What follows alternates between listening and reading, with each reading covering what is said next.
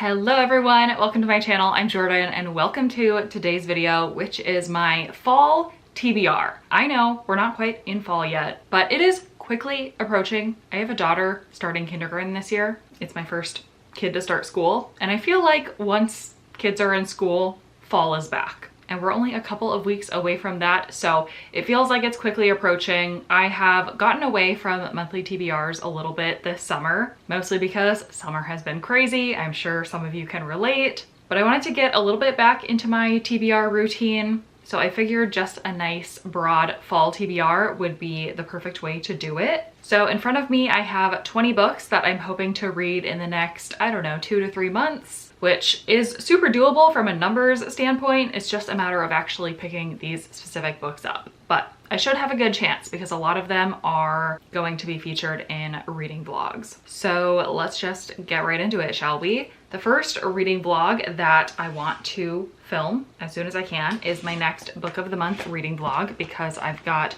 5 book of the month books waiting for me to pick them up. I just posted a book of the month vlog not that long ago, and in that video I shared how many book of the month books I have to catch up on. So I made a little dent into my stack in that vlog and then promptly ordered 2 more books at the beginning of August. So now I've got 5 books to feature in the next vlog. Some of them will look familiar. Like I said, 2 are new, but also it's a pretty heavy historical fiction stack that I've got here. First one I'm really excited about. It's The Names by Florence Knapp. I believe this is a historical fiction book spanning 35 years, it says. So maybe like a historical fiction into contemporary type of book. I saw a lot of buzz about this when it first came out. It looks like I picked it for my May box, so I just want to see what some of that buzz and hype is about and finally get to this one. Then we've got The Griffin Sisters Greatest Hits by Jennifer Weiner. I have read from this author before and enjoyed a couple of her books. This one also just sounded interesting because it's about a couple of sisters who make music together. I believe it's also a little bit historical.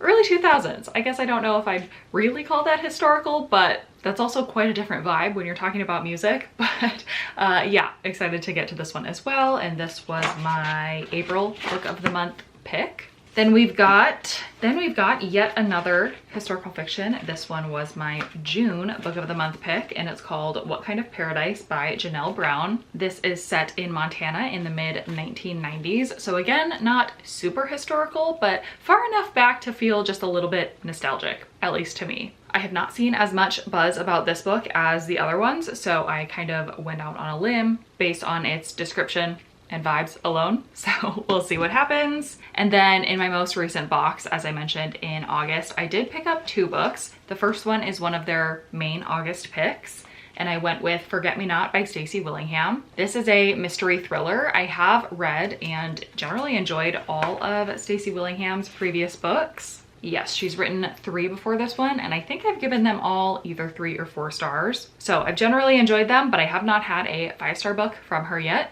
We'll see if this could be the one. And then when I was checking out this month through the Book of the Month app, a little banner came up that said I get a free add-on. I'm not sure why. I don't think it was like a referral credit or anything like that, but I took advantage of it. So I searched back through Book of the Month's previous picks and found one that I have been wanting to try, and I went with 6 Days in Bombay by Alka Joshi. I have read at least one other book by this author. I did read The Henna Artist, and I think I enjoyed it. This is back from April 2025, and it's another historical fiction, obviously set in Bombay, so that sounds fun. Actually, it's probably not that fun. It's probably more on the emotional side, and actually it looks like it's set not only in Bombay, but also Prague, Florence, Paris, and London, set in 1937. So I'm excited to give that one a try. Along with my Book of the Month books and vlogs, I'm also due to catch up on my Aardvark books and do an Aardvark vlog because I've got 4 Aardvark books waiting for me to be read. The first one I got is a sci-fi book. I do really particularly love Aardvark's sci-fi picks. So even though I hadn't heard of this one before, I decided to give it a try. It's The Memory Collectors by Deet Meserve. It sounds like this one is about 4 friends who time travel together, and then they are stuck on the day all of their lives were changed. Sounds very interesting. Don't want or need to know much more than that, but really excited to read it. And then I've got a couple of contemporary romance books. Ooh, and actually they're both signed copies of contemporary romance books, but the first one is Tara DeWitt's Left of Forever. I have not read anything by Tara DeWitt yet, but I have heard generally good things about multiple of her books, so I'm gonna go ahead and give this one a try as kind of my first initial taste test of her. And if I enjoy her writing, then I definitely would go back and try some other of her books. This one appears to be a second chance romance between a divorced couple, which is something I really like. I love second chance romances. I love romances between characters who are a little bit older. These ones sound like they're in their 30s. I hope it's going to be deep and emotional, and like I mentioned, this is a signed copy of the book, so extra hoping I enjoy it for that reason. As well as Sounds Like Love by Ashley Poston, yet another signed copy from Aardvark, which is cool that they are starting to do that. And I don't know a lot about the plot of this book. I just picked it up because it is Ashley Poston. I have read all of her books so far, and I've also generally enjoyed them. I think like 4 stars for almost all of them. This one obviously leads me to believe it's somewhat music based, and I do enjoy music in books as well, so excited to give it a try. And then my fourth and final Aardvark book that I need to read is another sci-fi book that I had not heard of before, but I read the description and I decided to give it a try. Again, because I have often liked Aardvark's sci-fi picks. This one is kind of a sci-fi mystery, and it's called The Once and Future Me by Melissa Pace. And the top of the synopsis says it's dark matter meets Girl Interrupted in this gripping psychological thriller about a young woman teetering on the edge of reality. I don't know, excited to read it and excited to get some thoughts out there on that book. So besides my book of the month and Aardvark stacks, which are always ever growing, I do have another stack of just my regular owned TBR that I really want to make some good progress on this fall. Starting with some 2025 releases that I have not read yet that I really need to. First of all, Great Big Beautiful Life by Emily Henry. Don't know that I need to really describe this book very much, but a contemporary fiction book. I actually picked this one up in, I think, the Amsterdam airport. Yep, have my receipt from it still. So that's why I have the UK cover, which I do enjoy more than the US cover. And yeah, I have seen very mixed reviews about this one, so I feel like I'm going in with the correct mindset about what the tone of this book is going to be. A little bit more serious, a little less rom-com-y, a little more maybe women's fiction-ish, but I need to get it read just to keep up with all of Emily Henry's books. I also still have Deep End by Ali Hazelwood. Ali Hazelwood really is pumping out the books these days, so I don't know that I'm committing to reading every single book that she puts out, especially because some of her, you know, steamier, more angsty romances are not as much for me as her more lighthearted STEM romances have been, but something about this one still just calls my eye, even though I do think it's more in that angsty, steamy side of her books. But something about the pool theme, something about it being a romance between a diver and a swimmer just makes me want to try it out, so I'm going to. And then my third really popular 2025 release that I need to get to ASAP is Atmosphere by Taylor Jenkins Reid. I've read everything by Taylor Jenkins Reid, and I have loved almost everything by Taylor Jenkins Reid, especially all of her most recent books. I have just really enjoyed them. I think this is also a historical fiction book, so I really am set for a historical fiction fall, which is good for my yearly goals if you've been keeping up with my wrap-up videos and my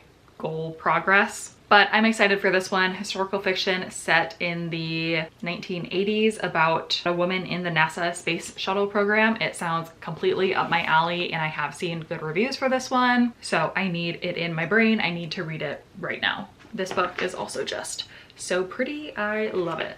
All right, on top of those Buzzy releases, I also have some other newer releases that have all been gifted to me, so I feel like I need to make these a priority as well. The first one I have is called The Rebel Girls of Rome by Jordyn Taylor. This is an author who I got to know because I saw her name on a bookshelf one day, and it's my exact name spelled my exact way. So Jordyn obviously is not normally spelled with a Y. My name is, so is this author's, and her last name is Taylor, which is my middle name. So I've always thought that was cool, and I picked up a couple of her books for that reason, and then I ended up really enjoying them, so I've kept up with everything she's published since then. She writes young adult books in a variety of genres, which is very cool, and this one I think is a young adult historical fiction about two women who live or travel to Rome, which again just sounds up my alley. And this one was gifted to me off my wish list from one of my online friends and patrons, Katie. It was a funny story. She actually ordered this on my birthday, which is back in January, without realizing that this book didn't come out until like June or July. So she had to patiently wait for it to be released and be sent to me on its release, and then she messaged me saying she bought it back in January. But I said it was actually best case scenario this way, because then it was like a little half birthday surprise. So I appreciated it so much all the same, and because of that, because it was gifted, again, I do want to prioritize it sooner than later. So thank you again, Katie, for that book.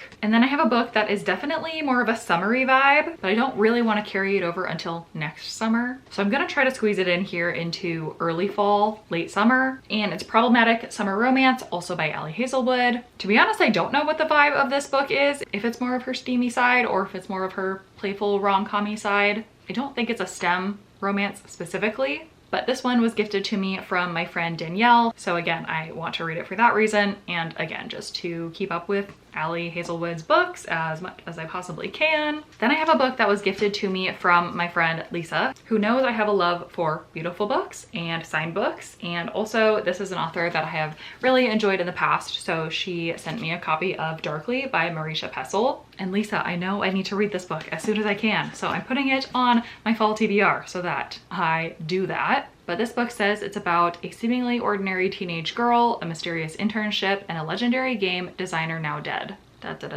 Twisted web in this masterful YA psychological thriller. Say no more. It sounds good to me. I really love this cover and I want to display it on my red bookshelves. So I promise it's a priority. I'll get to it. Oh, and also it's a signed copy as well. So that is pretty cool.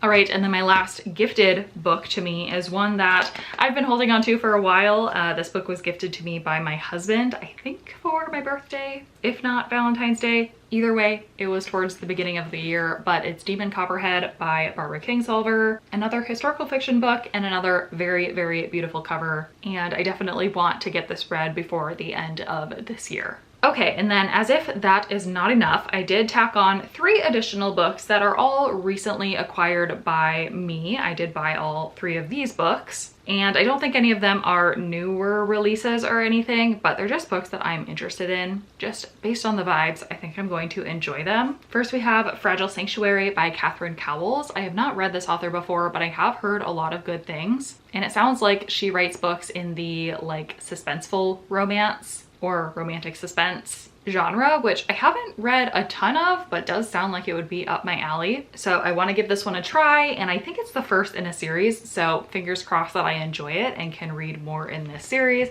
and more by that author. Then we have an author that I recently read, recently loved, and now need to read more from. It's The Stationery Shop by Marjan Kamali. This author wrote The Lion Women of Tehran, which I just read in that last Book of the Month vlog that I mentioned. I loved that book so much. I gave it 5 stars. For sure it's ending up on my favorites list at the end of the year, already calling it. So for that reason, I need to get this one read as well. And come on, let's just appreciate the beauty that is this cover. I love it so, so much. So hopefully this one is as much of a winner as The Lion Women was. And then last but not least, we have another book that I've heard so many great things about, and I don't think I've read anything else by this author. No, it appears that this is her only series, but it's the first book in the Boys of Tomen series. I think it's what it's called. Binding 13 is obviously the first book's title, and I think this is like a super emotional romance. I'm not sure if it's young adult or adult. I feel like it's young adult characters, but the way people talk about it, it sounds just really hard-hitting and emotional, which is exactly the type of romance that I enjoy. So it's been a long time coming for me to finally try this series, and I really hope I enjoy it as much as everyone else does. It's a little bit thick and chunky, so it will take some time, but from what I hear, it's worth it. So I'm excited to read it this fall and hopefully become so addicted that I immediately want to read the rest of the books in the series as well. So that is it. Those are the 20 books on my fall TBR. Look out for reading vlogs for hopefully all of these coming very soon within the months of August, September, and October. Let me know if you have also read any of the books I talked about and what your thoughts are. They are all already priorities, but let me know if I should be extra excited about any of them. And also let me know what's on your fall TBR. What kind of books are you in the mood for? What kind of books do you tend to pick up in the fall? I didn't really try to make my fall so historical fiction heavy, but I do think that is gonna work for what I happen to be in the mood for. So hopefully that works out for me. But other than that, I don't think I have anything else. So thank you so much for watching this video, and I will see you in my next one.